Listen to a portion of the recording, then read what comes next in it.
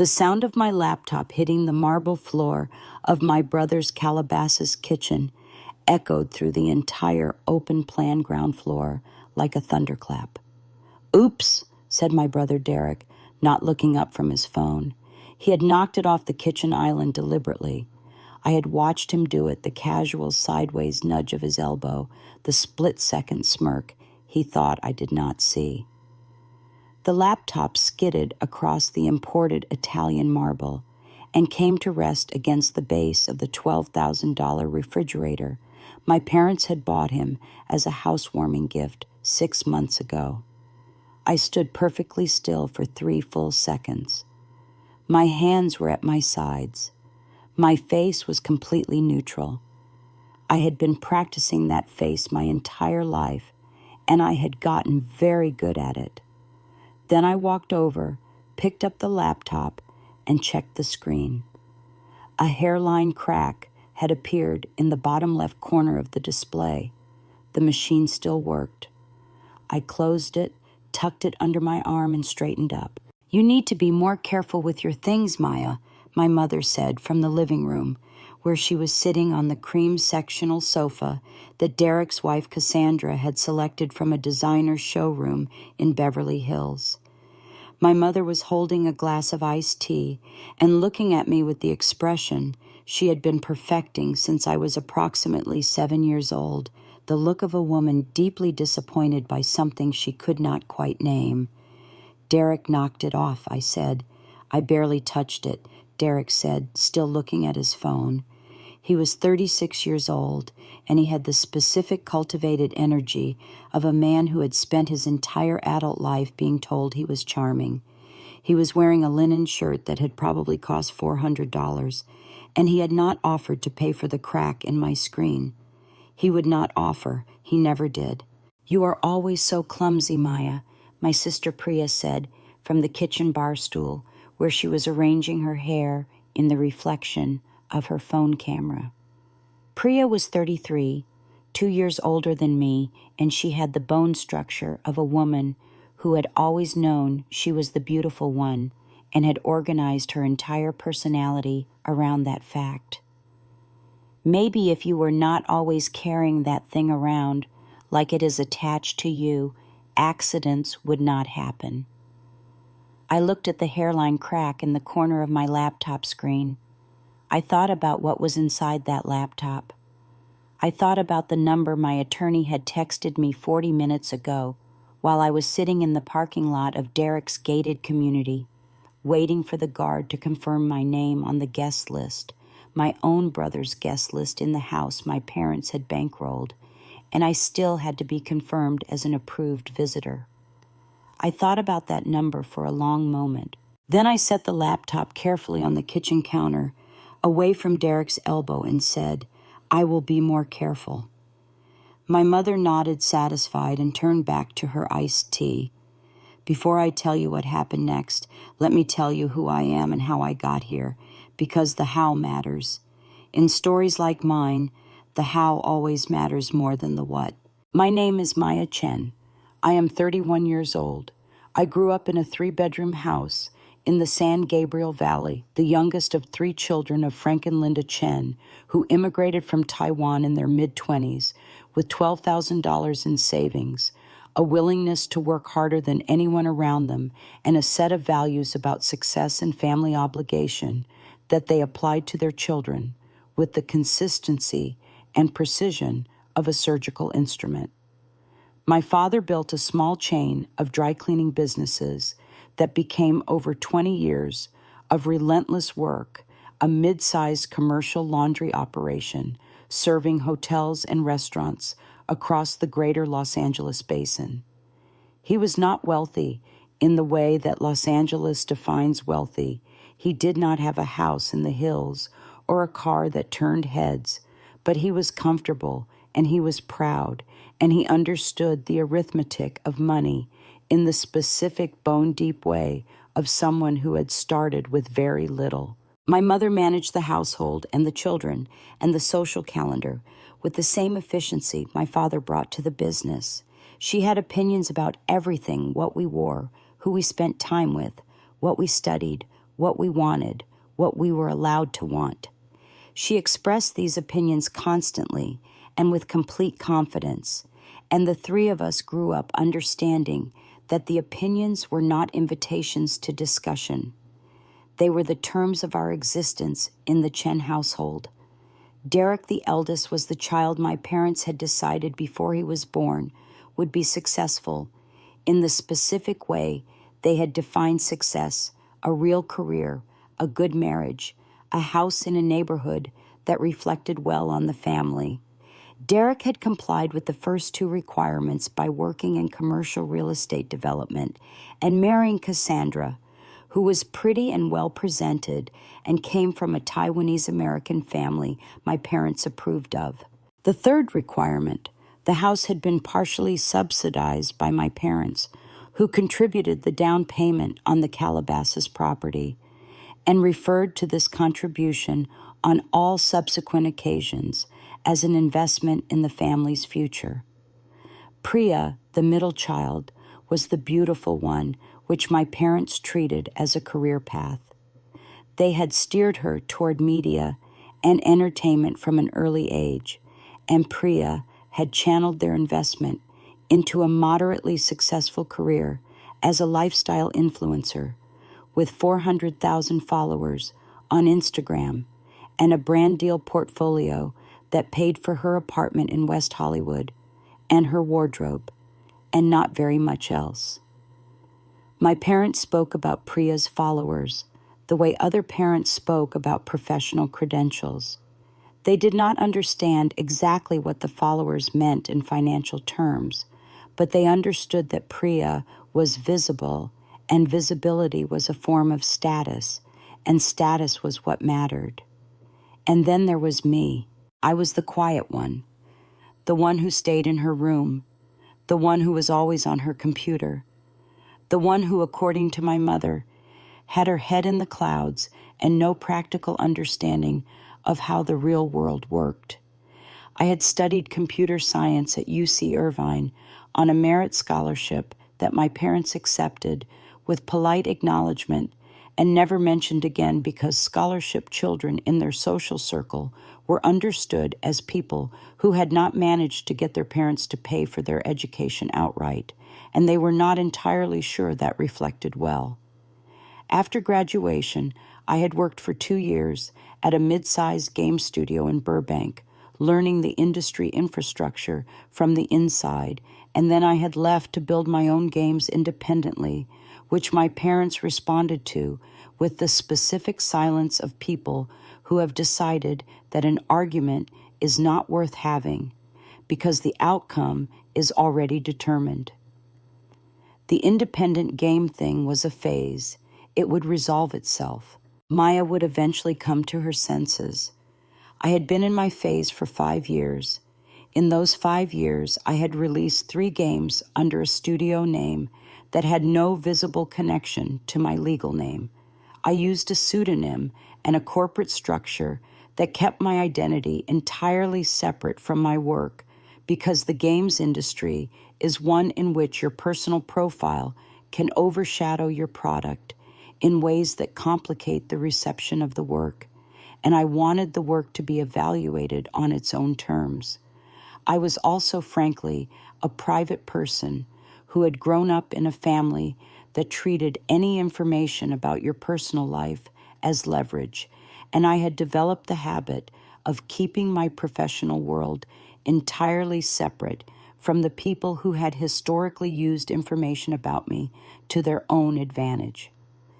The first game had done modestly well enough to pay my bills and fund the second. The second game had done considerably better. The third game had broken every independent record in its genre in the first 90 days of release and had been acquired 6 months later by one of the largest gaming conglomerates in the world for a figure that my attorney described in his initial call as exceptional under any market conditions. That call had come 4 weeks ago. I had told no one, not my attorney's paralegal, not my best friend, not the barista at the coffee shop in Silver Lake where I worked most mornings, who knew my order but not my occupation. Nobody. I had sat with the information alone for 4 weeks, the way I sit with the code for a new game before I begin building it, turning it over, examining it from every angle, understanding what it meant and what it required and what the correct next move was. And then my mother had called 2 weeks ago to tell me that Derek was hosting a family dinner at his Calabasas house, and that my attendance was not optional. And I had gotten into my practical sedan and driven 40 minutes through Los Angeles traffic and sat in the parking lot for 6 minutes, thinking about the number on my phone screen. And then I had driven up to the guard booth and given my name and waited to be approved. And I had walked into my brother's kitchen and watched him knock my laptop off the counter with his elbow and smirk. And I had picked it up and said I would be more careful. And I was thinking in the specific, quiet, patient way that I think about everything about what came next. The dinner was the kind of family dinner that my family had been having my entire life, which is to say, it was a performance of warmth that functioned primarily as a vehicle for the transmission of information about status. Cassandra had ordered food from a Calabasas restaurant that cost more than my weekly grocery budget. My father sat at the head of the table and made observations about the economy and the real estate market with the authority of a man who considers his opinions to be facts. My mother directed the seating arrangement and the conversation flow with the precision of an air traffic controller. Derek talked about a development project in Culver City that was going to be, as he put it, transformational. Priya showed everyone a brand partnership proposal she had received from a skincare company and asked for opinions on whether the deal was worth taking, which was her way of announcing the deal's existence to the family without appearing to brag. No one asked me anything for the first 40 minutes of dinner. This was normal. In the Chen family dinner ecosystem, I occupied the role of audience. I was expected to be present to listen to respond when addressed and not to introduce topics that had not been pre-approved by the natural hierarchy of the table. My opinions were occasionally solicited on technical matters. My mother sometimes asked me to help with her phone. My father once asked me to explain what NFTs were. But my professional life was not a dinner table subject, because my professional life was in the family's understanding, not yet real enough to discuss seriously. At the 41-minute mark, my father set down his chopsticks and looked at me across the table. "Maya," he said. "Yes," I said. "I want to talk to you about something." He used the tone he deployed when he had already decided the outcome of a conversation and was conducting the conversation as a formality. "Derek has a situation." I looked at Derek. Derek was looking at his plate with the careful attention of a man who has rehearsed not looking guilty. "What kind of situation?" I said. My father laced his fingers together on the table. "The Culver City project has a cash flow issue. The primary lender is requiring an additional capital injection before they release the next draw. Derek needs to cover a gap of $250,000 before the end of the month, or the entire project timeline shifts, which would trigger penalty clauses in 3 separate contractor agreements." I waited. "We have discussed this as a family." My father continued, using the phrase "as a family" in the way he always used it, to mean that a decision had been made by him and my mother and communicated to Derek and Priya, and that my inclusion in the family for this purpose was a courtesy rather than a genuine consultation. "Your mother and I have contributed what we are able to contribute at this stage of our lives. Priya has contributed from her savings." He paused. "We are asking you to contribute the remainder." "How much is the remainder?" I asked. $140,000, my father said. The table was quiet for a moment. "I don't have $140,000, I said. This was technically true. I had considerably more than $140,000. But the statement as I made it was accurate in the specific way I intended it. I did not have $140,000 available to give to Derek's development project, which was a different thing from not having the money. "You have savings," my mother said. "We know you have savings, Maya. You live like a student. You drive that car. You have been working for 5 years. You must have savings." "My savings are in investments," I said. "They are not liquid." "Investments can be liquidated," Derek said, still looking at his plate, which told me he had prepared this line in advance. "Derek's project is a solid investment," my father said. "You would not be giving the money away. You would be participating in a family asset." I looked at the people around the table. My father, who had never once asked me what I was working on. My mother, who had last year told her friend Mrs. Huang that I worked in computers when Mrs. Huang asked what I did in the tone of someone providing a satisfactory but unimpressive answer. Derek, who had knocked my laptop off the counter with his elbow and smirked. Priya, who was taking a photograph of her food with the practiced efficiency of someone for whom dinner is primarily content. "I need to think about it," I said. My father's expression tightened slightly. In the Chen family, needing to think about something was the first stage of saying no, and saying no to a family request was understood as a form of disloyalty. "There is not much time to think," my father said. "The end of the month is 3 weeks away." "I understand," I said. "I need to think about it." The conversation moved on. Priya showed everyone her skincare deal again. Derek described the transformational aspects of the Culver City project in greater detail. My mother cleared the plates with the efficient energy of a woman in motion. I sat at the table and thought about the number on my phone screen. 3 weeks. I had considerably less time than 3 weeks before events I had already set in motion would change the dynamics of every conversation I was going to have with this family for the rest of my life. But I was not ready to move yet. I was still in the stage I think of as building the level, laying the invisible infrastructure that players will move through without realizing they are moving through something designed. So I said I needed to think about it, and then I helped clear the rest of the plates. I drove home to my apartment in Silver Lake through the specific misery of late evening Los Angeles traffic with the crack in my laptop screen and the number in my phone and the particular feeling I had been carrying for 31 years, the feeling of being the least visible person in a room full of people who were theoretically there to see you.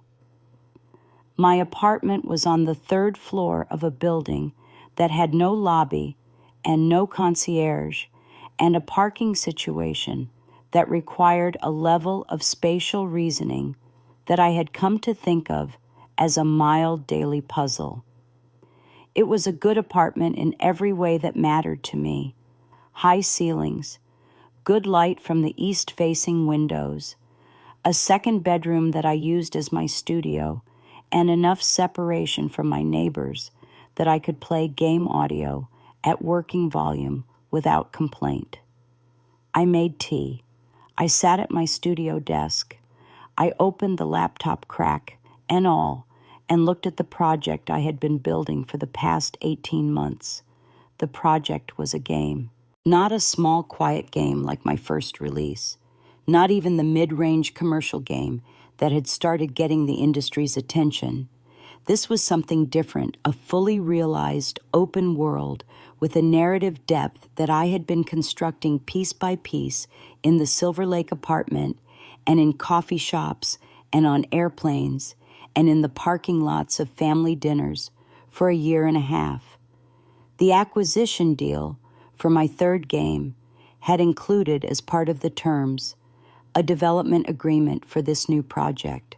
The conglomerate had seen the concept document and had responded with a development contract and a production budget that was, by any standard in the independent game space, extraordinary.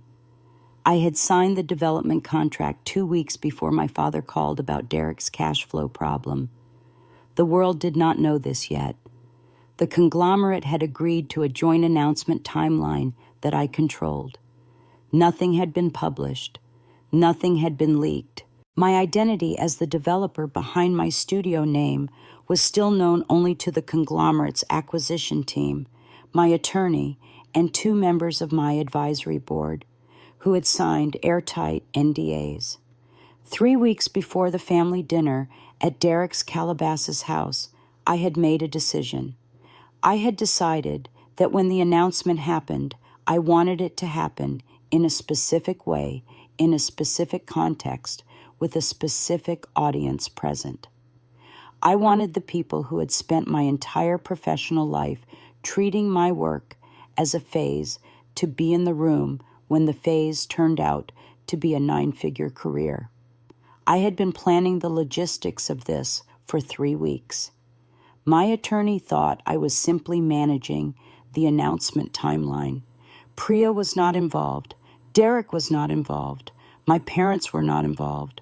The only person who knew the full plan was my assistant Jess, who had been with me for 2 years and who I trusted with the operational architecture of my professional life with the same confidence I had in my own code. I called Jess. "How is the venue?" I said when she picked up. "Confirmed," she said. "Friday of next week. The space is booked under the studio name. Catering is arranged. The guest list is finalized on our end." "And the family invitations?" "Going out tomorrow morning," she said. "Formal printed, hand-delivered by courier. Your mother will not be able to resist a courier." "No," I said, "she will not." "The press component is ready," Jess said. "The trades are embargoed until Friday evening. They will go live at 8 p.m. during the event." "Good." I looked at the crack in my laptop screen. "One more thing. Get me a quote for a new display panel. I need to get this fixed." "What happened to it?" Jess asked. "Accident," I said. "Derek's elbow." Jess was quiet for a moment. "Do you want me to put that on the list of things to address at the appropriate time?" "Put it on the list," I said. I ended the call. I made more tea. I sat at my studio desk and worked until 2 a.m, building the world that was about to change mine. The courier arrived at my parents' San Gabriel Valley house at 10:17 on a Tuesday morning. I know the exact time because Jess had arranged for tracking confirmation and had texted me the timestamp. My mother called me at 10:22. "Maya," she said, "a courier just delivered something." "I know," I said. "I sent it." A pause. "It is a very formal envelope." "Yes," I said. "It has gold embossing on it." "Yes," I said. Another pause. I could hear her opening the envelope. I could hear the specific quality of her silence as she read the card inside the silence of a woman encountering something that does not fit into her existing framework and is taking a moment to construct a new one. The card read, "You are cordially invited to the official launch celebration of Parallax Studios in honor of the release of Infinite Ground and the announcement of a major new development partnership. Friday, 7 p.m. The Pendry Hotel, West Hollywood. Business attire. RSVP required." At the bottom of the card, in the small print that my mother would read carefully, because she always read small print, was the name of the host, Maya Chen, founder and creative director, Parallax Studios. "Maya," my mother said slowly, "what is Parallax Studios?" "My company," I said. "Your game company?" "Yes." "And what is this announcement?" "Come on Friday," I said. "I will explain everything then."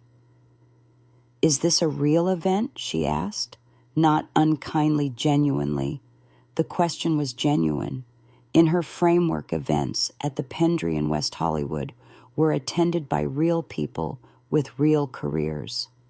The idea that her youngest child, the quiet one who stayed in her room, was hosting an event at the Pendry in West Hollywood required a degree of framework reconstruction that she was working through in real time. "It is a real event," I said. "Please bring Dad and tell Derek and Priya." I ended the call before she could ask more questions because I had learned over 31 years that my mother's questions in moments of uncertainty were not requests for information. They were attempts to regain control of a narrative that had moved outside her management. The narrative was outside her management now. That was the point. The week between the courier delivery and Friday evening was the most operationally complex week of my professional life, and I had shipped 3 games and managed an acquisition negotiation, so the bar was not low. The Pendry event was not just a party. It was simultaneously a press event, a business announcement, a professional coming out of sorts, the moment when Maya Chen and Parallax Studios and the developer behind 3 critically acclaimed independent games all became the same publicly known person. I had spent 6 months working with my attorney and a specialist PR firm on the architecture of the announcement. The timing had been calculated to coincide with the gaming industry's major fall press cycle when the trades were hungry for significant stories. The partnership announcement with the conglomerate, whose name I will keep out of this account because it is not relevant to this story, had been structured as a mutual press event with their communications team and mine operating from the same embargo lift time. The event at the Pendry was the centerpiece. 120 guests, industry figures, press investors, platform partners, and a small number of personal invitees who represented the world I had built outside the industry. The room would be filled with people who understood exactly what the announcement meant. And then there was the family table, 6 seats reserved under my father's name, positioned with clear sight lines to the stage. Jess had suggested making the family table less visible, tucking them to the side, giving them space to process in private. I had overruled her. "Center of the room," I said. "3rd row." Jess had looked at me for a moment. "Okay," she said. On Thursday evening, the day before the event, my phone rang. It was Derek. "I need to talk to you about the money thing," he said. "The 140,000. "I know," I said. "It is getting urgent. The lender called today. I need a commitment by Monday." "Come tomorrow," I said. "The event. Everything will be clearer after that." "What does a game launch party have to do with a real estate capital gap?" Derek asked. He used the phrase, "a real estate capital gap," in the tone of a man who considered real estate to be the only professional context serious enough to discuss financial matters in. "Come tomorrow," I said again. A pause. "Fine," Derek said. "Cassandra is coming too." "I know," I said. "There's a seat for her." I ended the call. I sat in my studio with the new laptop that Jess had arranged. The replacement display panel had been installed by a technician that afternoon, and the crack was gone, and I looked at the final build of Infinite Ground running in full resolution on my screen. It was the best thing I had ever made. I knew this with the complete, unsentimental clarity of a developer who has spent 18 months inside a project and can see it now finally for what it actually is, rather than what it is trying to be. I saved the build. I shut the laptop. I went to bed and slept for 7 hours, which is something I can only do when I have done everything I can do and the rest is in motion without me. The rest was very much in motion. Friday evening, the Pendry Hotel in West Hollywood has a rooftop event space that overlooks the Sunset Strip with a view of the Hollywood Hills in the distance. And on a clear October evening, with the sky doing the specific burnt orange to purple transition that Los Angeles manages, a few times a year. It looks like the establishing shot of a film that wants you to understand immediately that the stakes are high and the setting is appropriate to them. I arrived at 5:30, 90 minutes before guests to walk the space with Jess and the event coordinator. The room was set with round tables, centerpieces, a stage with a projection screen, and the specific ambient energy of a space that has been prepared for something significant. Industry events have a different feel from social events. There is a focused attention to the room that you can sense before anyone is in it. I was wearing a charcoal silk blazer over a black dress and my hair down, which I almost never wore down, and shoes that had cost more than my first month's rent in Silver Lake. Not because I needed to perform wealth for this room. The room knew who I was and what I had built, or would know within the hour. But because I had spent 31 years showing up to family functions in practical clothes and being the quiet one, and tonight I was done with that particular costume. Jess appeared at my shoulder. "They are here," she said. I checked my watch. 6:47, 13 minutes early. My mother was always early to events she considered important. The earliness was a form of positioning. "Let them in," I said. I watched from across the room as the Chen family was escorted to the third-row center table by a staff member in a dark suit. My father was wearing his best jacket, the charcoal one he saved for formal occasions. My mother had dressed with the specific care of a woman who was not sure what the dress code meant, but intended to be appropriately presented for any possibility. Derek was wearing a suit that was good, but not exceptional. Cassandra Derek's wife was wearing something that had clearly been selected to be impressive. Priya had come in full influencer mode, the hair, the outfit, the subtle positioning of her phone. They sat down. They looked around the room. I watched my mother's expression as she registered the room, the crowd assembling the industry badges, the production quality of the setup, the caliber of the guests beginning to fill the space. She looked uncertain. She was recalibrating. I gave them 12 minutes to settle in and look at their surroundings. Then I walked across the room to the family table. My father saw me first. He started to say something, probably the money thing, the Derek thing, the $140,000, and then he stopped because he was looking at me, really looking at me, and something in what he saw made him stop. "Maya," my mother said, "this is a very impressive space." "Thank you for coming," I said. "Who are all these people?" Priya asked, looking around with the rapid professional assessment of someone cataloging a room for potential content. "Industry," I said. "Press, partners." "Partners in what?" Derek asked. I smiled at him.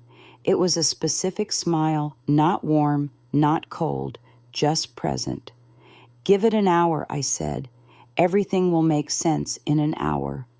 I left them at the table and walked toward the stage where the event coordinator was waiting for my final confirmation that we were ready to begin. "Ready," I said. The lights shifted, the room settled, the projection screen lit up, and the story I had been building for 5 years in Silver Lake apartments and coffee shops and family parking lots and late nights with cracked laptop screens finally stepped into the light. I walked onto the stage at 7:45 p.m., and the room gave me the specific concentrated attention of an audience that already knows enough to be interested, but is about to find out why the interest was warranted. I did not use notes. I had never used notes for anything important in my life. Notes were for things you were not sure you knew, and I knew this material the way I knew my own code. "My name is Maya Chen," I said into the microphone. "I am the founder and creative director of Parallax Studios. For the past 5 years, I have been building games in Los Angeles under a pseudonym, and tonight I am here to introduce myself properly." I paused. The room was very quiet. 3 years ago, I released a game called Hollow Circuit under the studio name Parallax. It sold 200,000 copies in the first month. Most of you in this room know that game. Some of you passed on it. Some of you covered it. Some of you played it. A ripple of recognition through the room, Several of the press people were nodding. 14 months ago, I released Cascade Effect. It sold 1.2 million copies in the first 90 days and has been named Best Independent Title of the Year by 11 publications. The acquisition of Cascade Effect closed 8 weeks ago at a figure I am going to tell you about in a moment. I let the moment breathe. And tonight I am here to announce that Parallax Studios has signed a co-development and publishing agreement for our fourth title, Infinite Ground, with one of the largest gaming conglomerates in the world. I nodded to the AV team. The screen behind me lit up with the conglomerate's logo alongside Parallax Studios' logo, and the room did the thing that rooms full of industry people do when they see a major publishing partnership announced a collective forward lean, a murmur that was not quite sound yet, but was almost. The development budget for Infinite Ground, I said, is $42 million, and the murmur became actual sound. Press people were typing. Someone in the third row was already on the phone. The acquisition price for Cascade Effect, I continued, was $68 million. I did not look at the family table. Not yet. Between the acquisition and the Infinite Ground development agreement, Parallax Studios has secured a total deal value of $110 million. The room erupted. Not dramatically, this was a professional event, not a concert, but in the focused, energized way of an industry room, processing a major announcement and understanding its implications simultaneously.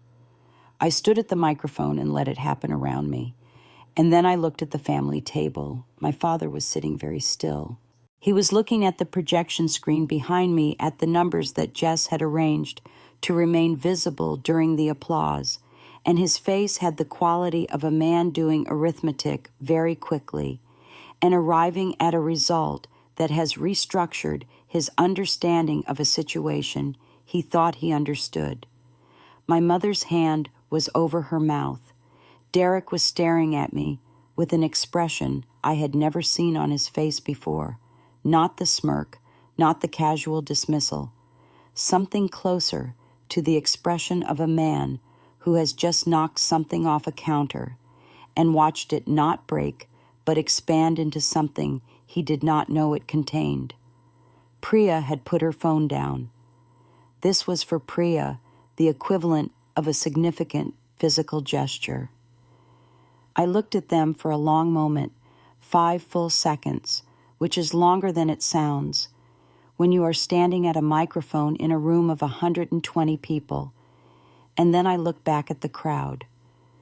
Parallax Studios builds worlds, I said. We build them carefully with intention for players who understand that the best games are the ones that take you somewhere real by taking you somewhere impossible. That is what we do. That is what we are going to keep doing. And we are very glad to finally be doing it publicly. I stepped back from the microphone. The room applauded again. Jess appeared at the side of the stage with a look of focused professional satisfaction. "How did it go?" she said quietly. "Exactly as planned," I said. I stepped off the stage and turned toward the family table. What happened in the next 30 minutes at the Chen family table was the most complex social event I had ever navigated, which is saying something because I had spent my entire childhood navigating the social dynamics of the Chen family dinner table, which required a degree of strategic awareness that, had I was now realizing, been excellent professional preparation. My father stood up when I reached the table. This was unusual. Frank Chen did not stand up for people at family events. People stood up for Frank Chen, or at minimum remained seated while he offered his assessment.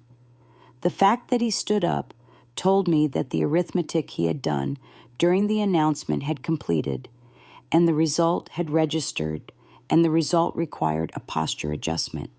"Maya," he said. "Dad," I said. He was quiet for a moment.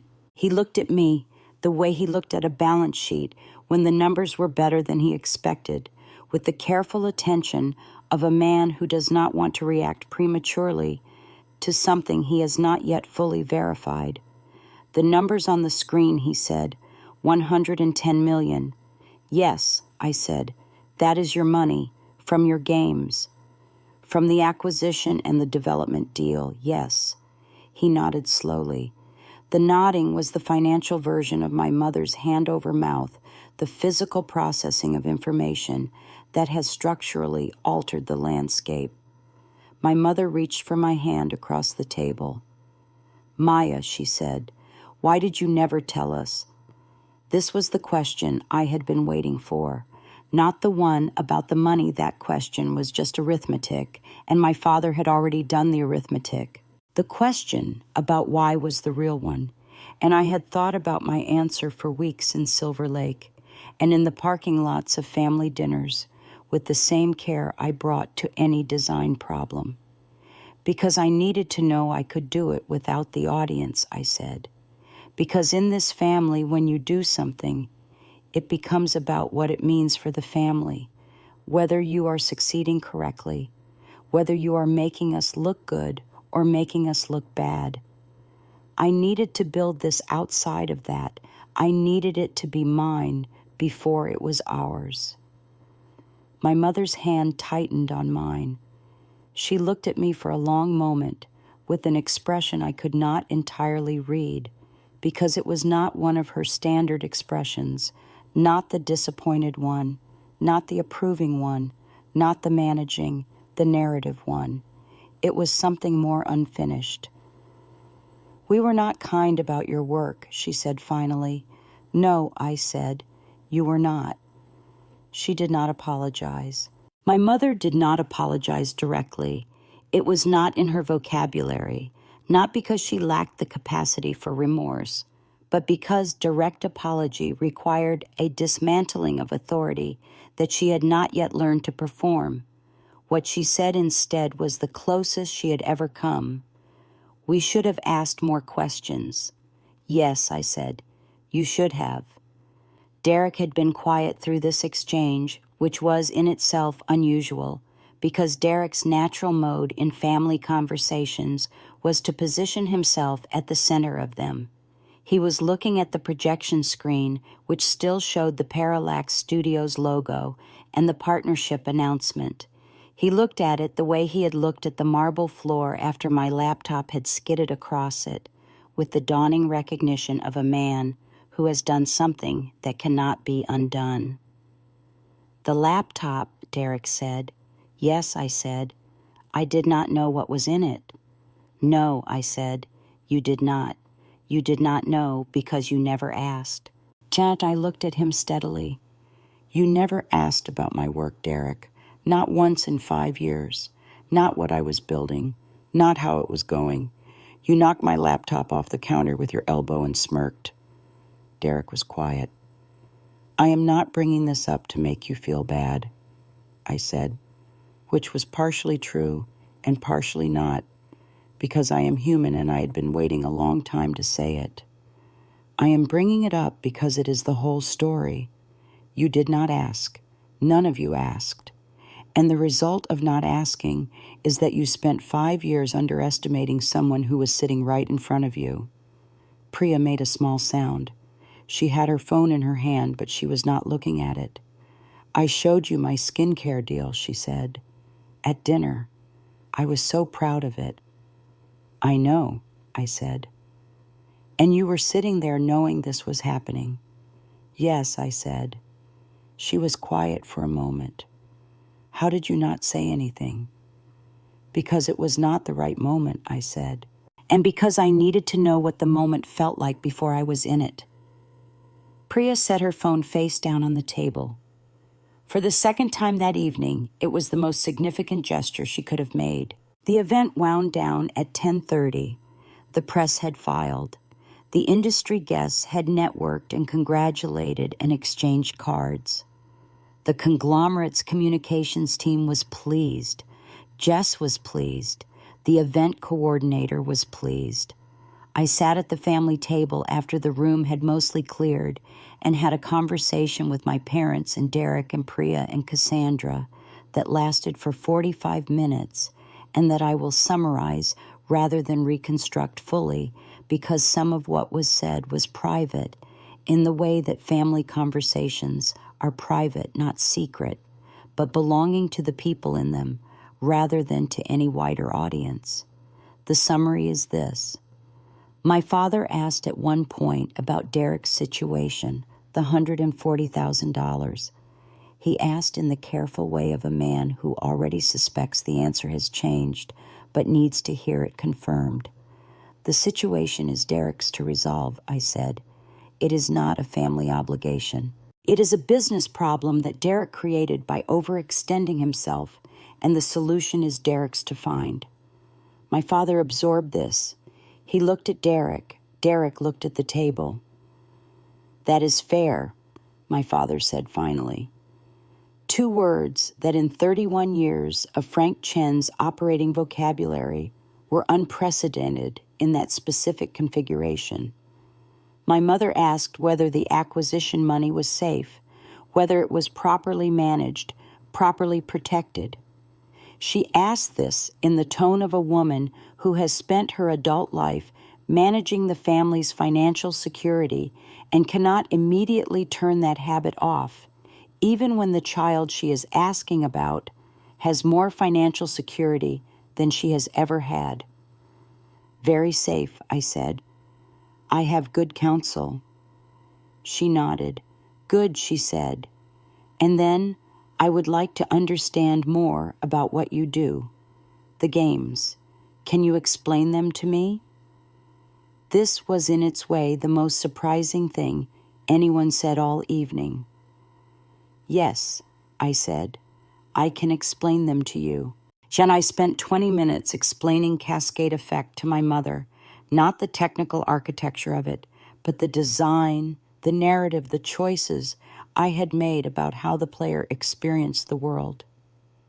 She listened with the focused attention of a woman who had not previously considered this a subject worth her attention and was now revising her position. At 10:47, Jess tapped my shoulder and told me the car was ready. I stood up from the family table. My father stood too again, the posture adjustment. My mother remained seated but caught my hand. Friday dinner, she said. 2 weeks. Come home. Not a question. Still not a question she had not entirely abandoned the architecture of instruction, but the content of it was different. I will come, I said. I walked out of the pendry with Jess at my side into the specific clarity of a Los Angeles evening when the air has cooled and the city has finally briefly quieted down. How do you feel? Jess asked. I thought about the question seriously the way I think about all serious questions. Like the level loaded correctly, I said. Jess smiled. What comes next?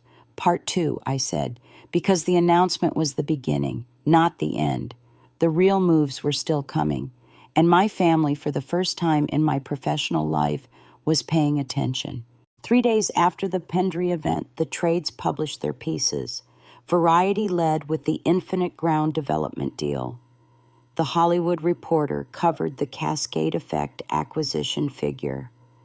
IGN ran a profile, the first profile ever published of Maya Chen by name, under my actual name, with Parallax Studios attached to my identity in public for the first time. The profile included in the second paragraph the detail that I had spent 5 years building Parallax Studios in a Silver Lake apartment while working in professional anonymity. My mother texted me a screenshot of the Variety piece at 7:43 in the morning with a single line, "Is this you?" Yes, I replied. She called 2 minutes later. The article says $68 million for the game, she said. Yes, I said, and 42 million for the new one. Yes, a pause. Maya, she said, and then she did not say anything else for a moment because she was doing the arithmetic. The same arithmetic my father had done at the event, and the arithmetic was arriving at the same result. Are you all right? I asked. Yes, I am fine. She paused again. I called Mrs. Huang, she said. Mrs. Huang was her closest friend and primary social reference point, the person to whom she had described my career as computers. What did you tell her? I said. I told her my daughter is a game developer, my mother said. I told her my daughter built a company. I sat with that for a moment. How did she respond? I said. She said she did not know games could be worth that much money. Most people don't, I said. No, my mother said. They don't. A pause. I did not know either, Maya. I know, I said. I should have asked. There it was. Not the direct apology, still not, but closer. 3 words that cost her more than a 3-word sentence has any right to cost, and she said them. Yes, I said, you should have, but we are here now. Yes, she said, we are here now. I ended the call and sat in my studio for a while, looking at the build of infinite ground on my screen. The world I had been building for 18 months, the $42 million world that my family had never known, existed rotating slowly on the display in the morning light. It was, I thought, a very good world. The players were going to love it. Derek called that afternoon. Not about the money, at least not initially. He opened with congratulations, which was a word I had never heard him use in my direction before, and which he deployed with the careful, slightly effortful quality of a man practicing a new language. The event was impressive, he said. The pendry, the announcement, all of it. Thank you, I said. I did not know, he said, about any of it. I know you didn't, I said. The laptop thing, he said. At dinner. Yes. That was, I should not have done that. This was the closest Derek had ever come to an apology in 36 years of living. It was imperfect and incomplete, the way first drafts are always imperfect and incomplete, and it was real. No, I said. You should not have. A pause. The money situation, he said. The 140. Derek, I said. I am not asking, he said quickly. I am not asking you to fix it. I want you to know that I understand now why you said no, or why you were going to say no. Because it was not my problem to fix, I said. Yes, he said. Because it was not your problem to fix. We were quiet for a moment. What are you going to do about it, I said. Talk to the lender, he said. Be honest about the timeline. Restructure if I have to. Eat the penalty if I have to. He paused. Build something that actually works instead of something that looks like it works. I did not say anything because there was nothing to add to that would improve it. Okay, I said. Okay, he said. After I ended the call, I sat for a long time in my studio in the Silver Lake apartment that had contained 5 years of work that my family had not bothered to ask about, and I thought about the conversations of the past week and what they added up to. They did not add up to resolution. Families do not resolve. They are not code. They do not compile cleanly. They do not reach a state of finished and correct. They are ongoing systems constantly updating, occasionally crashing, requiring maintenance and patience and the willingness to restart when necessary. But something had shifted. The specific, immovable quality of the dynamic I had grown up in the invisible hierarchy, the assigned roles, the unexamined assumption that Maya was the quiet one, the practical one, the afterthought that had been moved, not demolished, not replaced, moved. That was enough for now, more than enough. I opened the infinite ground build. I found the section I'd been working on, a landscape sequence in the game's third act, a moment of arrival after a long and difficult journey, where the world opens up in a way the player has not anticipated. I had been struggling with the lighting in this sequence for 2 weeks. The emotional register I wanted was specific, not triumphant, not peaceful, but something in between. Something that felt like arrival without feeling like conclusion. Because the best games in my experience never really end. They leave the player in a world that continues to exist beyond the screen, beyond the narrative, beyond the moment when you put down the controller. I looked at the sequence for a long time. Then I adjusted the light angle by 4 degrees. It was exactly right. I saved the build, made a note in my development log, and went to make tea because some things do not change, regardless of how much money you have or how many people know your name. The tea was good. The apartment was quiet. The city outside the east-facing windows was doing the thing it does in the late afternoon. In October, the light going long and gold across the rooftops, making everything look briefly, improbably, like the establishing shot of something new. I stood at the window and looked at it. The morning after the Variety piece ran, I received 47 emails from people I had never met, 23 LinkedIn connection requests from industry professionals who had previously never heard my name, and 1 text message from Priya that read, "Can we talk not about money? Just talk." I responded to the industry emails through Jess, ignored the LinkedIn request temporarily, and texted Priya back. "Coffee, Saturday. Silver Lake. I will send you the address." Saturday was 4 days away. In those 4 days, the internet did what the internet does with a story that combines money, anonymity, and the specific romance of a lone developer building something extraordinary in a small apartment. It amplified, it distorted it, slightly added details that were not accurate, and ultimately created a version of the story that was larger and more cinematic than the actual version, which was already large enough. The IGN profile was shared 40,000 times in the first 24 hours. A gaming content creator with 3 million subscribers made a video about Cascade Effects development history that got 2 million views in 2 days. Someone on Reddit compiled a retrospective of everything Parallax Studios had released and wrote an analysis of the design philosophy that was, to my genuine surprise, more accurate than most of the press coverage. I watched all of this from my studio in Silver Lake with the specific detached attention of someone who has spent 5 years building something in private and is now watching it exist in public for the first time. It was strange. Not bad strange, just the strangeness of a thing changing its state, like watching water become something else. Jess managed the media response.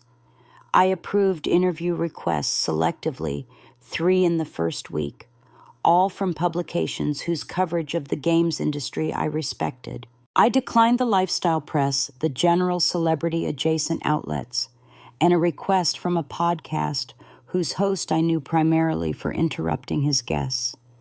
I was not interested in being a story about success. I was interested in being a story about the work.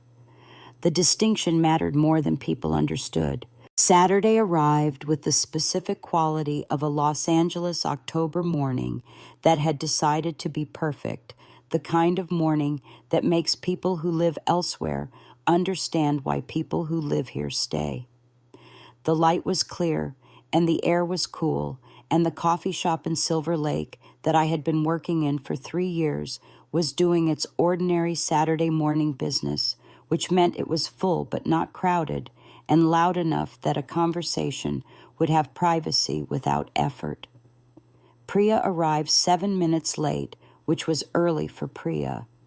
She was wearing the kind of outfit that influencers call casual, assembled with a precision that ordinary people do not apply to their casual clothes, and she was carrying a tote bag that had a brand logo on it, which I recognized as one of her sponsors. She was always carrying something with a logo on it. The logos were her income stream, and she wore them the way a contractor wears a company shirt. She sat down. She ordered a coffee. She looked at me for a moment with the expression of a person who has been preparing what they want to say and is now deciding whether to say the prepared version or the real version. She said the real version. "I am jealous," she said. "I want to say that first before I say anything else, because I think you deserve to know the truth. And the truth is that when I watched you at the Pendry, and I heard the numbers and I saw the way the room looked at you, I felt jealous. Not of the money, of the thing underneath the money, the thing you built." I looked at my coffee. "I have been doing what I do for 7 years," Priya continued, "and I am good at it. I know I am good at it. But it is a different kind of thing. It is a thing that requires an audience to exist. If the followers went away tomorrow, the career goes with them. What you built does not work that way. What you built is real, whether or not anyone is watching. Followers can become very real," I said. 400,000 people is not nothing." "No," she said, "but you know what I mean." "I know what you mean," I said. We were quiet for a moment. The coffee shop did its Saturday morning thing around us. "I never asked about your games," Priya said. "No," I said. "Not once in 5 years." "Not once," I said. "Why didn't you tell us?" she asked, not accusatory, genuinely curious, the way she rarely was about things that did not directly relate to her professional world. I had answered this question twice already, once at the event for my parents, once for the IGN profile. But Priya's version of the question felt different because she was asking it from a different position. She was not asking from the position of a parent who had failed to notice. She was asking from the position of a sibling who had been right there in the same family making different choices. Because the family conversation about anything I did always became a conversation about what it meant for the family, I said. Whether it was safe, whether it was practical, whether it reflected well. I needed the work to exist outside of that conversation while I was figuring out if it was real. And when you knew it was real, then I needed to figure out how to show it in a way that was mine, I said. The event was mine, the timing was mine, the way the room saw it was mine. If I had told you all 6 months ago over a family dinner, the conversation would have been managed by someone else before I finished the sentence. Priya turned her coffee cup slowly on the table. "Mom would have told Mrs. Huang before you got to your car," she said. "Yes," I said, "and Dad would have asked about the financial structure." "Within the first 5 minutes," I said, "and Derek would have wanted to know how it affected his project." We both looked at that last one for a moment. It sat between us with the specific weight of something that is funny and not funny at the same time. "How is Derek doing?" I said, "with the project?" Priya sighed. "He called the lender. They restructured the timeline. It is going to cost him in penalties, but the project survives. He was different on the phone. He told me he talked to you." "He did," I said. "He said you told him it was his problem to fix." "It is," I said. "He needed to hear that," Priya said. "He has needed to hear that for a long time from someone in this family who he could not just dismiss. He could always dismiss me because I do not do money. He cannot dismiss you anymore." I thought about this. It was true. The specific authority that comes from having done something undeniably real, not claimed it, not projected it, but done it, and had it verified by the world. That authority was something Derek's particular form of dismissal could not reach. "What about you?" I said. "What are you going to do?" Priya looked at me. "What do you mean?" "I mean, what are you building?" I said. "Not what are you posting. What are you building? Because the followers can go away, like you said." "What is the thing underneath the followers?" Priya was quiet for a long time, long enough that I thought she was not going to answer or was going to deflect into something about brand strategy or content calendars. "I want to start something," she said finally. "Not a brand deal, not a collab, something I own. I have been thinking about it for a year, but every time I start to take it seriously, I talk myself out of it because I do not know, because it feels risky, and I am not sure I know how to do things that are risky." "What is the something?" I said. She told me. I will not reproduce the details here because they are hers, not mine, and she has not yet made them public, and I have learned well enough the value of building in private. But I will say that it was specific and considered and considerably more substantive than I had expected from a conversation she had opened by admitting jealousy. "That is a real idea," I said. She looked slightly surprised, as if she had been bracing for a more qualified response. "You think so?" "I think so," I said. "I think you should talk to someone who knows that space, not a family member, someone who actually knows the industry." "Do you know someone?" "I know several someones," I said. "I will make introductions if you want them." Priya looked at me with an expression that was for Priya unusually unguarded. "Why would you do that?" she said. "Because you are my sister," I said, "and because you just sat down and told me the truth instead of the managed version, and that is worth something." She picked up her coffee. She looked at it for a moment. Then she said, "I am going to play one of your games." "Which one?" I said. "The first one, Hollow Circuit." I looked it up. Someone online said it is the best place to start. "It is," I said. "It is the smallest one, but it is where the idea started. It will show you how I think." "Good," she said. "I want to know how you think." We stayed at the coffee shop for another hour and talked about things that had nothing to do with money or family dynamics or professional announcements. We talked about a restaurant she had been to in Koreatown that had a specific dish she could not stop thinking about. We talked about a documentary I had watched about the history of arcade games that had moved me more than I expected. We talked about our mother and the specific complicated love that comes from being raised by someone who is both genuinely caring and genuinely difficult, and how those two things coexist without resolving. It was the best conversation I had ever had with my sister. Not because everything was repaired. One coffee does not repair 31 years of an incomplete relationship, but because we were both for the first time having the conversation as ourselves, rather than as the roles we had been assigned. I drove home from Silver Lake thinking about levels. In game design, the first level of any new section establishes the rules of the new space, what is possible here, what the physics are, what the player can expect from the environment. You do not know everything yet, but you know enough to move forward. Saturday in the Silver Lake coffee shop was a first level. Something new was possible. The physics had changed.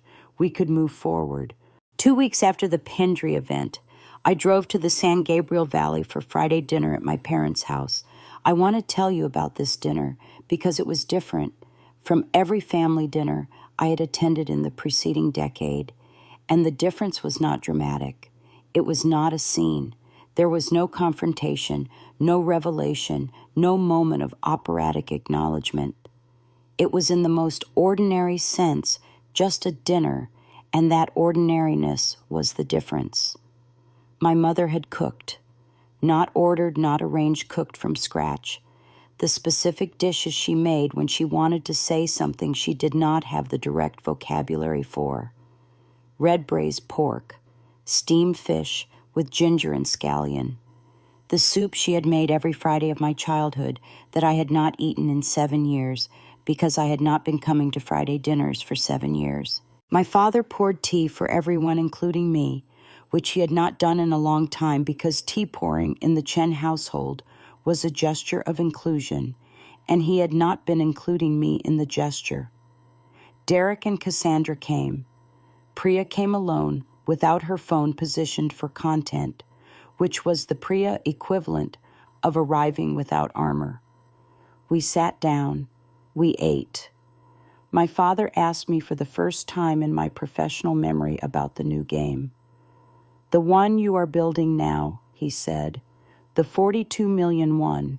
What is it about?" I put down my chopsticks. I looked at my father. Frank Chen, who had built a commercial laundry operation from $12,000 in savings, who understood the arithmetic of business in the bone-deep way of someone who had started with very little, who had never once asked me what I was building, because he had never considered it serious enough to ask about. He was asking now. "It is about a world that was built on a lie," I said, "and about what happens when the people in that world start to find out the truth. One piece at a time. Not all at once, that is the key design decision. They find it piece by piece, and every piece changes how they understand the pieces they found before. By the end, the world looks completely different from how it looked at the beginning, but it is the same world. They are just seeing it accurately for the first time." My father was quiet for a moment. "That is not simple to build," he said. "No," I said. "It took 18 months. But you could do it," he said. "I did it," I said. "Or I am doing it. It is not finished yet." He nodded. He picked up his chopsticks. He said, "When it is done, I want to try it." My mother laughed a short, surprised sound, because Frank Chen playing a video game was an image that did not easily assemble itself. "I will set it up for you," I said. "You will have to show me how," he said. "I will show you," I said. This is the moment I keep returning to when I think about that dinner. Not a grand declaration, not an apology, or a reckoning, or a watershed. Just my father saying he wanted to try the thing I had built. Just me saying I would show him how. The soup was very good. I had missed it more than I realized. Now I need to tell you about the thing that happened after the dinner, because this is the part of the story that most resembles the kind of story you were probably expecting when you started reading this one, the part with stakes and conflict, and the specific satisfying mechanics of consequences arriving at the correct address. I want to be honest that this part is real, and it is significant, and it happened because people make choices, and choices have consequences. And the consequences in this case were earned in the fullest sense of that word. But I also want to be honest that it is not the whole story. It is not even the most important part. The most important part is the soup and the question about the game and the first level of something new. The part I'm about to tell you is the resolution of an old problem, not the beginning of a new one. Here is what happened. 12 days after the Pendry event, my attorney called me at 9 in the morning. "I need to brief you on something," he said. "It is not urgent, but it is significant." "Tell me," I said. "In the week after your announcement, someone ran a very thorough background investigation on you," he said. "Our security monitoring flagged it. It was not a standard press research pull. It was a deep financial search, the kind you commission when you are trying to identify assets." I was quiet for a moment. "Who?" I said. "We traced the inquiry to a firm in Century City," he said. The firm does financial consulting and asset location services. The client engagement was opened 48 hours after the Pendry event. And who is the client? I said. My attorney paused for a moment, the pause of a man choosing his words carefully. The engagement was opened under a corporate name, but the contact person listed in the firm's intake documentation is your brother-in-law. Cassandra's brother, Elliot Park. I sat down. Cassandra had a brother named Elliot, who I had met 3 times at family events over the course of Derek and Cassandra's marriage. He was 38, and he worked in financial consulting, and he had the specific practiced energy of a man who understood that proximity to wealth was the next best thing to having it. I had found him immediately untrustworthy in the way that I find certain user interfaces immediately untrustworthy when the design is optimized for manipulation rather than clarity. You can feel it within the first few seconds. What was the scope of the search? I said. Standard asset location, my attorney said.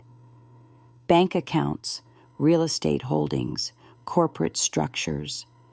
They were looking for everything that is accessible through the usual channels. Did they find the trust structure? No, he said. The trust is properly set up. They found the Silver Lake apartment lease, the studio's corporate registration, the Pendry event venue contract. Nothing substantive. But they were looking, I said. They were looking, he confirmed. I sat for a moment with this information. I thought about Elliot Park at Derek's family dinners, the careful way he had always circled conversations back to numbers and assets and opportunities. I thought about Cassandra, who I did not know well enough to assess her involvement. I thought about Derek, who had told me on the phone that he understood now why it was his problem to fix. Does Derek know? I said. That is not something we can determine from this, my attorney said. What can we do about it? I said. Legally, the search itself is not illegal, he said. Asset location services operate in a gray area. However, if the information gathered is used in any way to approach you with demands or to attempt to access your assets under false pretenses, we have considerably more options. Keep monitoring, I said, and I want to know immediately if they take any action based on what they found. Of course, he said. Maya, do you want to address this with your brother directly? I thought about Derek on the phone saying it was his problem to fix. I thought about the Friday dinner, my father asking about the game. Not yet, I said. I want to see what Elliot does next. What Elliot did next took 8 days, and when it came in the form of a phone call to my mother. My mother called me on a Thursday afternoon, and the quality of her voice was different from the Friday dinner voice and different from the Mrs. Huang voice. It was the voice she used when she had received information she did not know how to process and was coming to me to help her understand it. Elliot Park called me today, she said. Tell me, I said. He said he is representing a family interest, she said. He used those words exactly, family interest. He said that your announcement created an obligation to the family that you had not yet acknowledged, and that he was reaching out to help facilitate a conversation about how your resources could be aligned with the family's needs going forward. I was very still. He mentioned the Culver City project, my mother continued. He said Derek's project had a gap that the family needed to close, and that given your current position, the gap was a small matter for you and a significant matter for Derek. What did you say? I said. I told him I would think about it, my mother said, and then I called you. I breathed. Mom, I said, Elliot Park is not representing a family interest. He is representing his own interest. He ran a financial investigation on me 10 days ago to identify my assets. He is attempting to access my money through you because he assessed you as the most likely entry point. Silence. He ran an investigation on you, my mother said. Yes, I said. My attorney flagged it. Without telling us, without telling anyone, I said. He commissioned it privately through a consulting firm in Century City 48 hours after the Pendry event. My mother was quiet for a long moment. I could hear her processing the specific quality of her silence that I had learned to read over 31 years, the silence that meant she was not simply absorbing information, but reclassifying someone in her internal hierarchy based on it. He called me as if he had your authorization, she said. He called me as if the family had discussed this and agreed on an approach. No one discussed anything, I said. No one has my authorization. The family did not agree on an approach because the family was not involved. He lied to me, my mother said. Not a question. A statement delivered in the flat, furious tone of a woman who takes the integrity of information very seriously and has just discovered she has been given false information through a channel she considered trustworthy. He lied to you, I said, and he used the family's name to do it. I heard my mother take a precise, controlled breath. Does Derek know about this? She said. I do not know, I said. I am going to find out.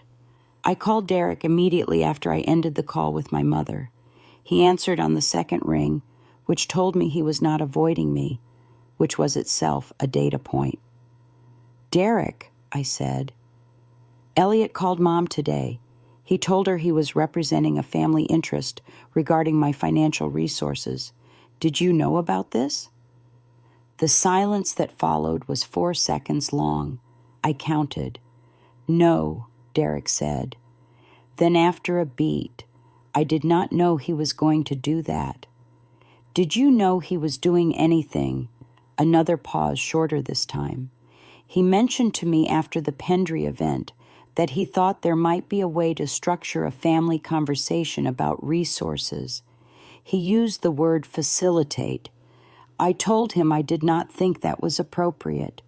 And then I thought the conversation was over, Derek said. His voice had a quality in it that I had not heard before. Not guilt exactly, but the specific discomfort of someone realizing that having had the right instinct was not the same as having acted on it. It was not over, I said. No, he said. I can see that now. Derek, I said, I'm going to need you to do something. Tell me, he said. I need you to call Elliot and tell him clearly and explicitly that he does not represent any family interest, that he does not have authorization from any member of the Chen family to approach me or anyone connected to me, and that if he makes another contact of this kind, we will be having a legal conversation about it. A pause. Okay, Derek said. Not tomorrow, I said. Tonight. Tonight, he said. I will call him tonight. Thank you, I said. I ended the call.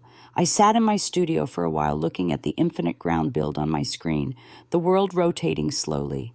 The adjusted light in the third act sequence 4 degrees, different from where it had been exactly right. I thought about what had just happened. Not with anger. I had moved past the anger stage of this situation. Before the phone call to Derek, in the 8 days between my attorney's briefing and this afternoon, in the patient way, I move through problems that are not yet ready to be solved. I thought about Elliot Park, who had looked at the Pendry announcement and seen a resource to be accessed rather than a person who had built something. I thought about the consulting firm in Century City and the financial investigation and the call to my mother framed as a family conversation. I thought about the difference between the people in my life who had looked at what I had built and felt something genuine, whether that something was pride or jealousy or curiosity, or the desire to understand, and the people who had looked at it and immediately begun calculating how to extract from it. The extractors were easy to identify once you had spent enough time around them. They had a particular quality of attention, focused, hungry, never quite landing on the thing itself.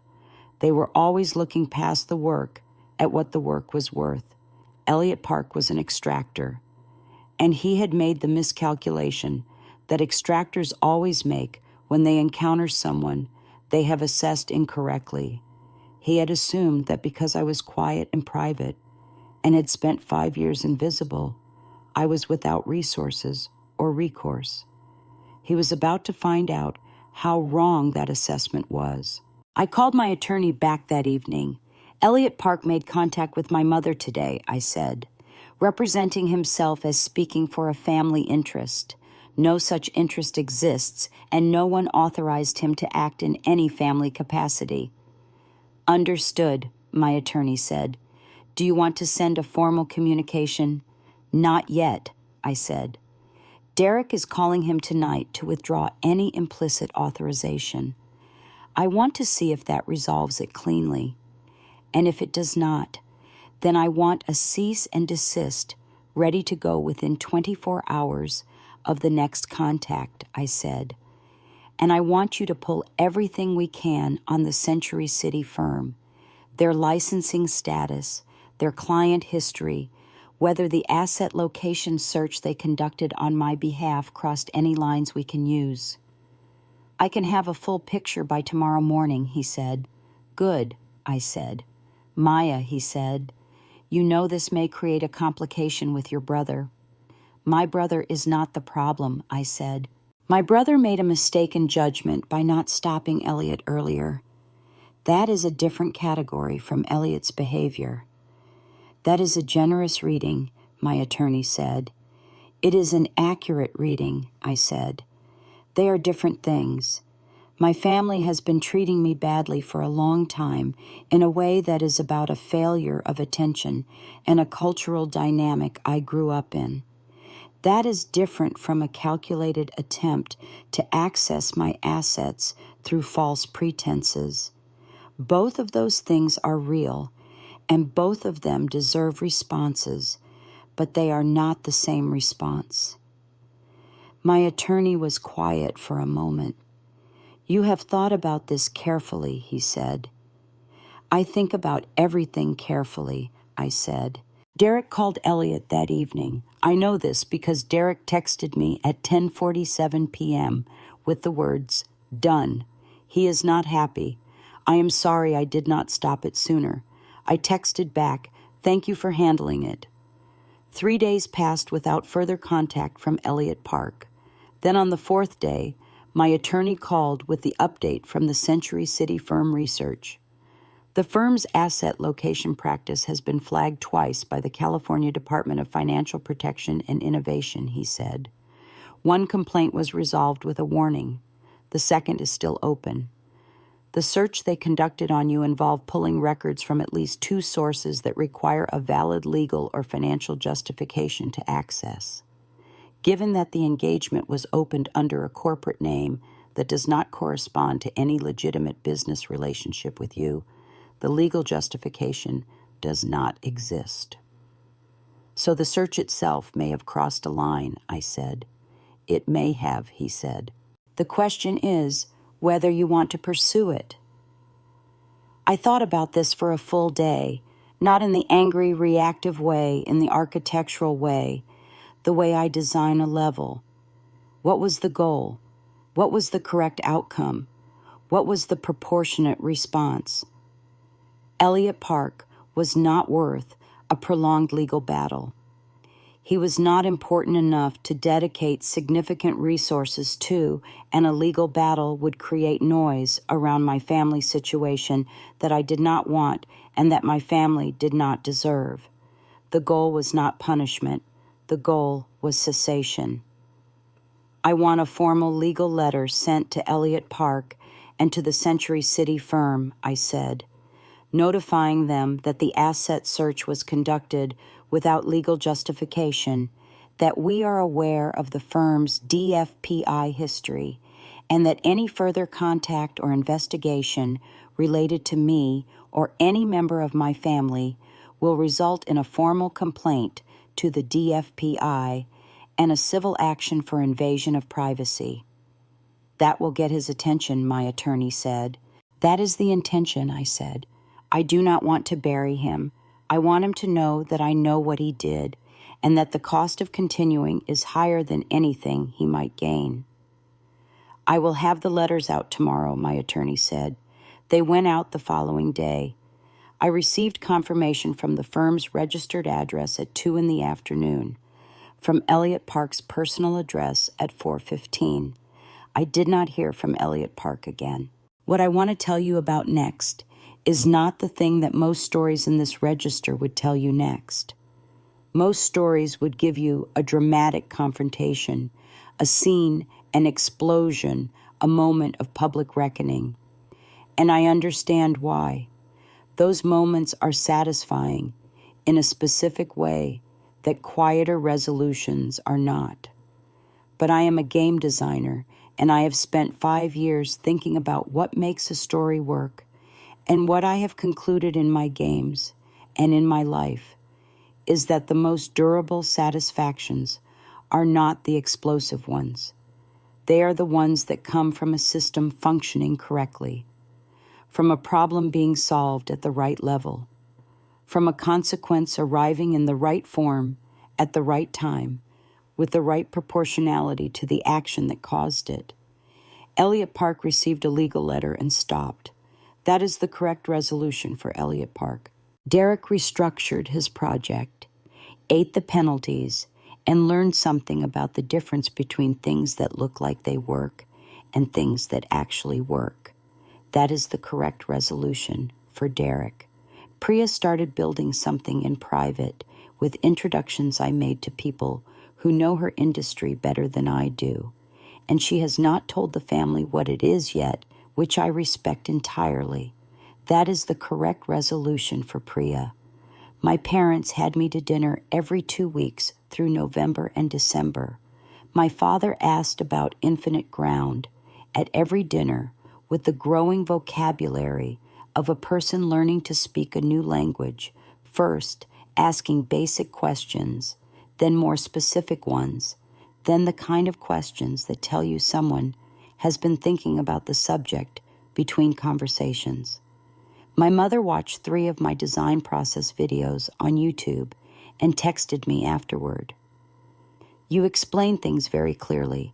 I did not know that was part of your job. These are the correct resolutions for my parents. None of them are cinematic.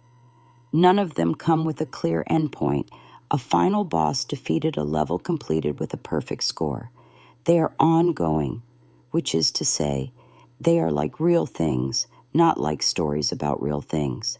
But I promise to tell you the part that is more like a story, and it came in December, so let me tell you about December. In December, my attorney called with information about Cassandra, not about Elliott, about Cassandra, Derek's wife, who had, it turned out, been more aware of Elliott's plan than Derek had realized. The information came through the Century City firm's DFPI complaint process, which my attorney had filed in November. The DFPI investigation had required the firm to disclose the full scope of the engagement and its source. The source, it turned out, was not entirely Elliott's initiative. The engagement had been opened jointly. Elliott was the contact person, but the client of record was a personal email address that traced to Cassandra. Cassandra had commissioned the asset investigation. I sat with this for a long time. Not because it was surprising. I had suspected Cassandra's involvement from the moment my attorney first told me about the Century City firm, because the timing and the targeting were too specific for someone who had never met me more than a handful of times. She had information about the family that Elliott would not have had independently. She knew which pressure points to use. I sat with it because Derek did not know, and Derek needed to know, and how I told him mattered. I called Derek on a Tuesday evening. I did not lead with the information. I asked how the Culver City project was going, and he told me the restructured timeline was holding. The contractor relationships were intact. The project looked like it was going to complete on schedule, more or less. Good, I said. It is good, he said. It has been a hard few months, but it is good. Derek, I said, I need to tell you something. It is about Cassandra.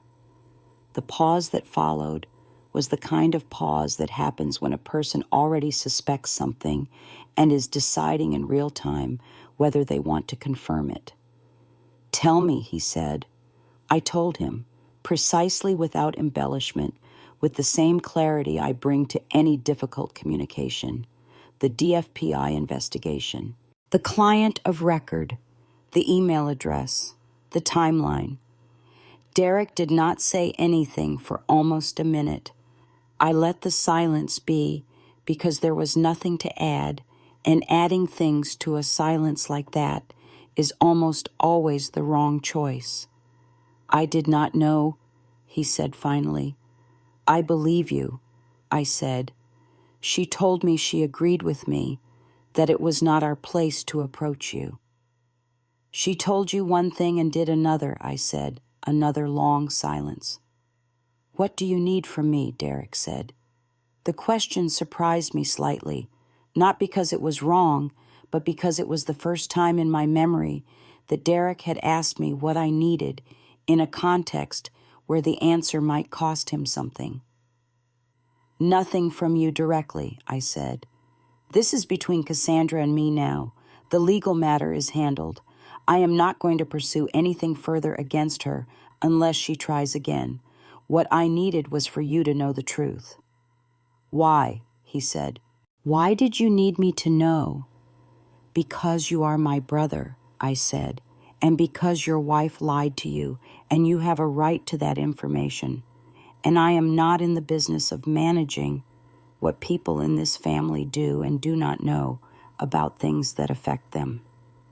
Another pause. What do I do with this? He said. That is your question to answer, I said, not mine. I ended the call and did not hear from Derek for 5 days. When he called back, he did not tell me what had happened in those 5 days between him and Cassandra. He did not owe me that information, and I did not ask for it. What he said was, I think we have a lot to figure out, Cassandra and I. But I wanted to call and say thank you for telling me. You would have told me, I said, a beat. I hope so, he said. I want to be the kind of person who would have told you. That sentence, I want to be the kind of person who would have told you, was the most honest thing Derek Chen had said to me in 36 years of being my brother. Not a statement of arrival, a statement of direction, an intention rather than a claim. That counts for something, I said. Does it, he said. Yes, I said. It counts for a lot, actually. January arrived with the quality of a new year that intends to mean something. Los Angeles in January has a specific clarity. The holiday crowd's gone, the light different from the rest of the year, the city somehow more itself than it is in the seasons when it is performing for visitors. Infinite Grounds development was entering its final phase. The conglomerate's production team was embedded with Parallax's team, and the collaboration was exactly as complicated and productive as I had expected. Two organizational cultures learning each other's language, finding the places where they fit together and the places where they did not. My job was to hold the creative vision steady through the process, which required the same skill as any other design challenge, knowing which things were negotiable and which were not, and holding the line on the ones that were not. The game was very good. I knew it the way I knew the cascade effect build when it was finished, the specific certainty of something that has reached its correct form. Not perfect. Nothing is perfect, but right in the way that right things feel right, like they could not have been otherwise. I was sitting in my studio on a January Thursday, reviewing the final act of the game's narrative, when Jess knocked on the studio door. "Your mother is here," she said. I looked up. "Here, at the studio." "At the building entrance," Jess said. "She called from downstairs. She says she was in the neighborhood." My mother did not happen to be in Silver Lake. Silver Lake was not on the way to anywhere my mother went. She had driven 40 minutes across Los Angeles, which for Linda Chen was not something done on an impulse. "Send her up," I said. My mother arrived at the studio door 3 minutes later. She was wearing her going-out clothes, not dressed up, but composed in the way she was when she was outside the house and representing herself in the world. She looked at the studio. The 2 desks, the server rack, the screens with the infinite ground, build, visible the whiteboard, covered in design notes, the stacks of reference books and printed documents, and the accumulated architecture of 18 months of focused work. She stood in the doorway and looked at all of it for a long moment. "This is where you work," she said. "This is where I work," I said. "I thought you worked in coffee shops." "I work in both," I said. "The coffee shop is for the early thinking. The studio is for the building." She came in slowly, the way you enter a space that you want to understand, rather than just occupy. She looked at the screens. She looked at the whiteboard. She stood in front of the monitor displaying the infinite ground world, the landscape I had been refining for 18 months, the third act arrival sequence with the adjusted light. "Is this the game?" she said. "That is the game," I said. "It is beautiful," she said. And then immediately, with the reflexive self-correction of a woman who has spent decades subordinating aesthetic response to practical assessment, "I mean, it looks very well made." "You can say it is beautiful," I said. "It is allowed." She looked at me. "It is beautiful," she said again without the qualification. "I do not understand what everything means yet, but I can see that someone spent a very long time making it look exactly right." 18 months, I said. "Yes," she said. "I can see that." She looked at the whiteboard next. The design notes were dense shorthand I had developed over years' references that would not be legible to anyone outside the project. She did not try to read them. She just looked at the evidence of the thinking. "Maya," she said, still looking at the whiteboard. "Yes," I said. "Your father and I, we are proud of you." She said it in the careful way of a person who knows the sentence is insufficient, but is saying it anyway because it is the true sentence. "We have been proud of you for a long time. We did not say it correctly. We did not ask correctly. We did not see you correctly." She turned from the whiteboard.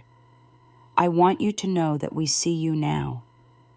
I looked at my mother, Linda Chen, who had managed 3 children and a household and a social calendar with the efficiency of an air traffic controller, who had told Mrs. Huang that I worked in computers, who had, on a January Thursday, driven 40 minutes across Los Angeles to stand in my studio and look at what I had built.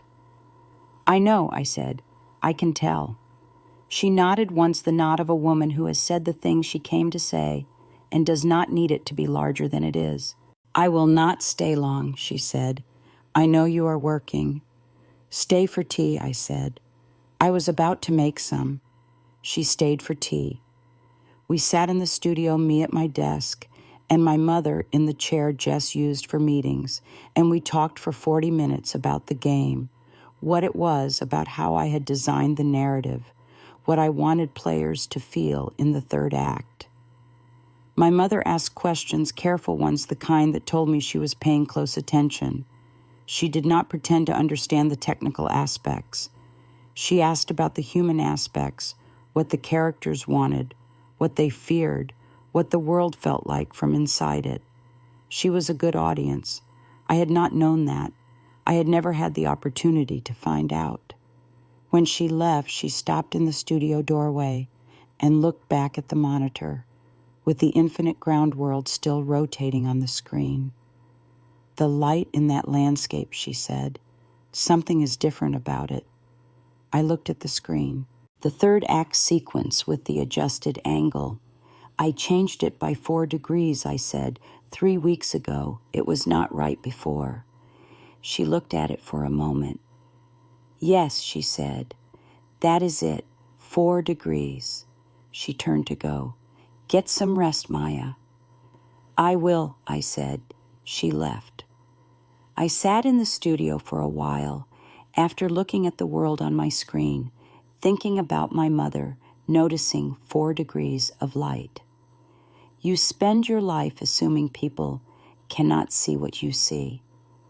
You build your work in private, partly because you believe the audience for it is somewhere else in the world, in the industry, in the strangers who will play the game. You assume that the people closest to you, the ones who have always looked past you, are constitutionally unable to see the thing you are making. Sometimes you are wrong about that.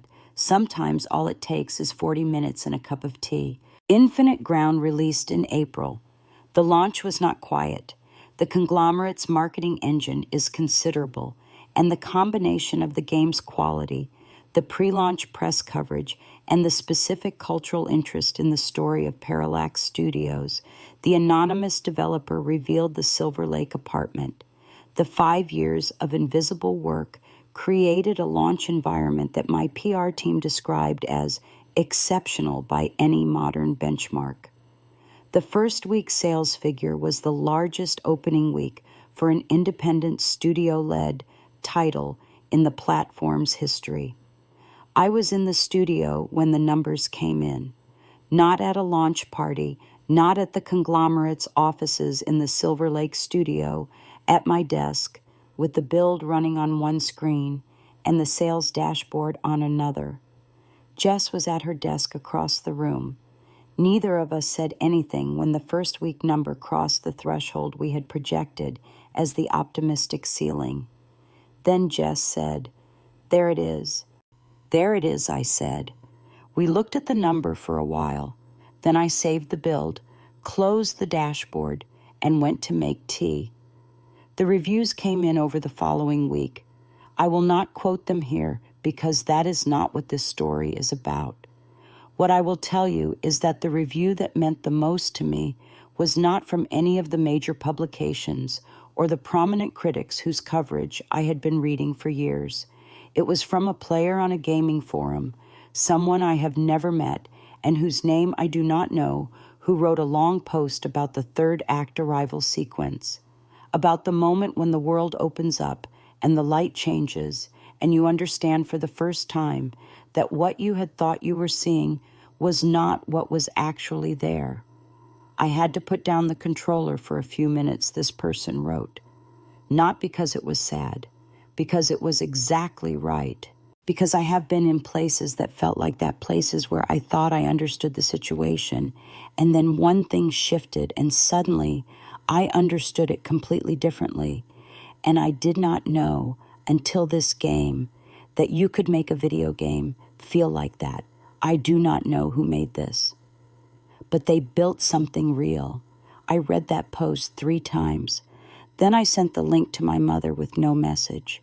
She called me 10 minutes later. "I read it," she said. "Good," I said. "They said you built something real," she said. "Yes," I said. She was quiet for a moment. "You did," she said. "You did build something real." We talked for a while, about the game, about the reviews, about nothing in particular. Before she ended the call, she said, "Friday dinner, your father wants to try the game. He has been practicing on the tutorial I sent him." Assisi. I had sent my father a simple tutorial game 3 weeks before Infinite Ground's launch, a beginner-friendly puzzle game with basic controls to build the muscle memory he would need to play the real thing. The fact that he had been practicing it was in its way the most touching thing that had happened in the entire arc of the preceding 6 months. "I will be there," I said, and I will bring the setup. Good, she said. See you Friday. I want to tell you about the Friday when I brought the setup to my parents' house, because it is the image I return to most when I think about what this year meant and what it changed. My father sat in his chair in the living room, his chair, the one he had sat in for 30 years, the one that had always been the chair of Frank Chen, the patriarch, the man who made the assessments and delivered the verdicts. He sat in it now with a wireless controller in his hands, which looked incongruous in the way that anything new looks incongruous in a familiar context, but which he held with the focused attention of a man who has decided to learn something and takes learning seriously. I sat next to him on the sofa, not at the family dinner table, not across from him, not in the subordinate position of someone being assessed. Next to him, at the same level, looking at the same screen. This part, I said, pointing at the controller, this stick moves you. This one moves the camera. You do not have to move both at once yet. Start with just moving. He moved, slowly, carefully, the way he did everything when he was learning, with the deliberate attention of a man who does not rush understanding. Good, I said. It is harder than it looks, he said. It is, I said. It is always harder than it looks. We spent 2 hours that evening working through the opening section of Infinite Ground. My father fell off a ledge 6 times, got lost in the tutorial navigation twice, and at one point asked why the camera kept doing something he had not asked it to do, which is a question that has no satisfying answer for a new player, and which I answered as honestly as I could. It is trying to help you, and sometimes help is not what you need, and you learn to work with it over time. He looked at me when I said that. That is true of many things, he said. Yes, I said, it is. By the end of the evening, he had reached the end of the first section. The game rewards the completion of the first section with a cutscene, a view of the world from above the landscape, spreading out in all directions, the scale of it suddenly visible in a way it had not been when you were navigating it from inside. It is a moment designed to make the player understand all at once where they have been and how much further there is to go. My father watched the cutscene without speaking. When it ended and the game returned control to the player, he set the controller down in his lap. You built this world, he said. Yes, I said. From nothing. From an idea, I said. Ideas are not nothing. He looked at the screen for a moment. No, he said. They are not. He picked the controller back up. Show me what is next, he said.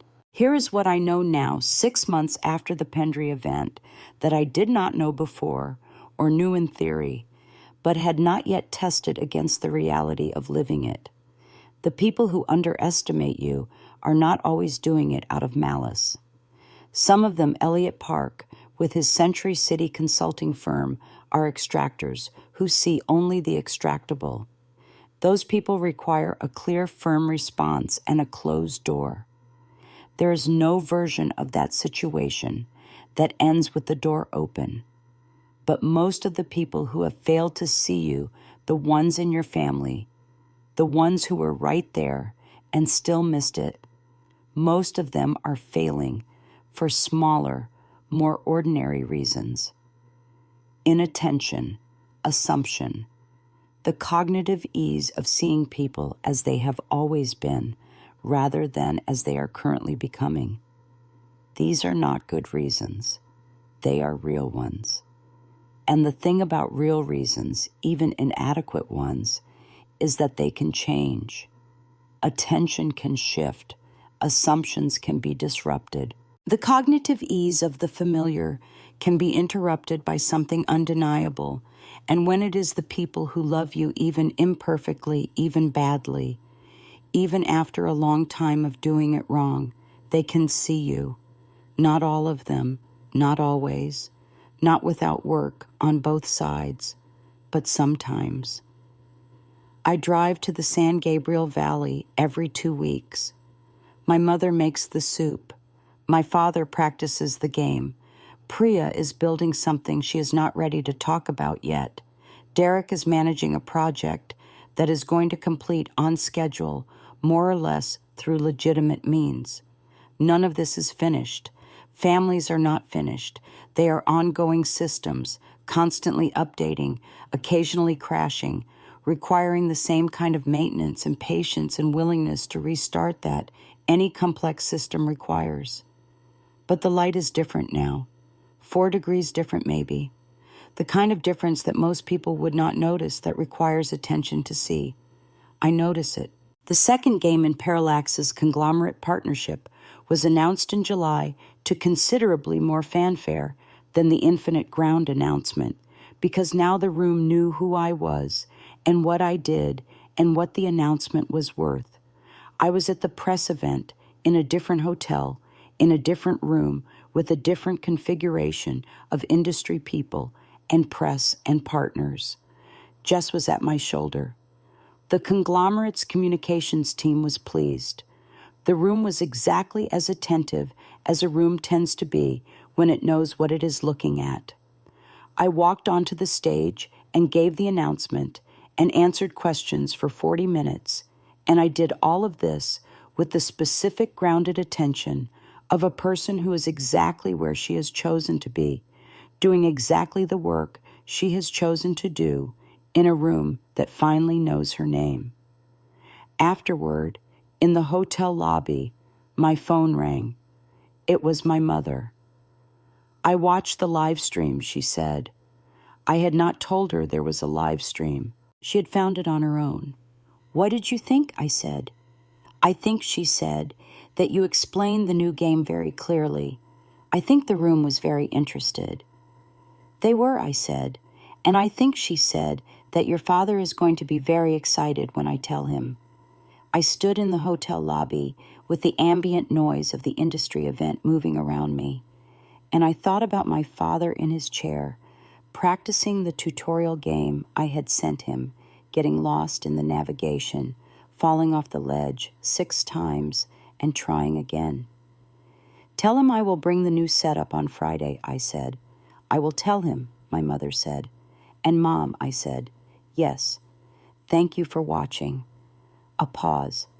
Not the processing pause, not the managing the narrative pause, a different kind. The kind that means something was said that needed to be said and was received in the way it was intended. Of course, she said. Of course I watched. I am back in the Silver Lake studio now. It is a Tuesday morning in October, exactly 1 year after the family dinner at Derek's Calabasas house, where he knocked my laptop off the counter and smirked. The laptop has been replaced. The studio has been expanded. I took the unit next door when it came available in the spring, which doubled the workspace, and gave Jess her own desk that is not 3 feet from mine. On the wall opposite my main monitor, I have installed a shelf. On the shelf are 3 things, a printed copy of the forum post from the player who said, I do not know who made this, but they built something real. A photograph of my mother standing in the studio on a January Thursday, looking at the infinite ground world on my screen. And the broken display panel from the old laptop, the one with the hairline crack from Derek's elbow, which I kept because I am a game designer, and we keep artifacts from the development process, and this was in its way an artifact from the beginning of something. I look at the shelf sometimes when I am stuck on a design problem. Not for inspiration, I do not believe in waiting for inspiration, but as orientation, a reminder of where the work started and what it passed through to become what it is. The new project is in early development. The idea stage, the turning it over stage, the stage where you do not know yet what shape it will be, but you know that the shape is coming. I work in the coffee shop in the mornings and in the studio in the afternoons, and in the quiet of the apartment in the evenings, the way I have always worked. My father texted me last week with a question about a mechanic in Infinite Ground that he was having trouble with. He has been playing it for 6 months. He is in the 4th act. I texted him back a 3-sentence explanation of the mechanic. He replied, "Thank you. I will try again tonight." He tried again that night and got through. He texted me the next morning with a single line, "I made it past." "Good." I texted back, "It gets better from here." He replied with a thumbs up emoji, which is the maximum expressive range available to Frank Chen through digital communication, and which means translated, "I am proud of you, and I am paying attention, and I am here." I read it 3 times. Then I put the phone face down on the desk and went back to work, building the next world, the next level, the next set of problems to solve for players I have not yet met. The work is the thing. It has always been the thing.